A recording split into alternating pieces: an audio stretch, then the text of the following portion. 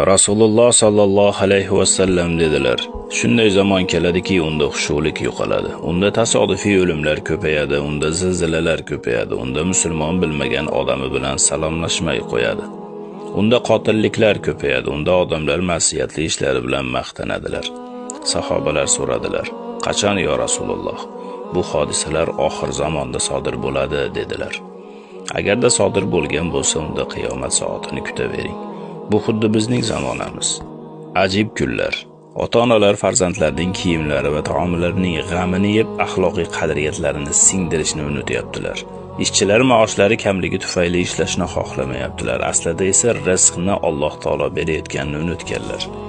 Yigit va qizlar butun kundagi vaqtlarini sayr bilan o'tkazadilar.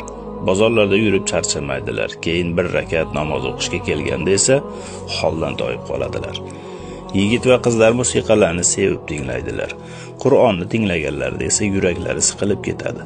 Halol bilan harom chiqishmasligini bilmaydilar-da. Nafsimiz suygan narsalar uchun ming-minglab pullarimizni ayamay sarflaymiz. Sadaqa qilishga kelsak, hamyonimizdagi kerakmas chaqalarni chiqarib beramiz. Ishimizga kech qolishdan qo'rqib soatlarimiz bongini burab qo'yamiz. Bomdod mahal Alloh bilan diydorlashishdan vaqtimizni esa qo'rqmasdan o'tkazib yuboraveramiz. Erkaklar ahli ayollarning go'zalliklarini boshqalarga oshkor etib yuradilar.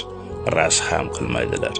Gap so'zlariga qaraganda ular juda ham madaniyatli, erkin va ma'rifatli insonlar zamonida yashayaptilar.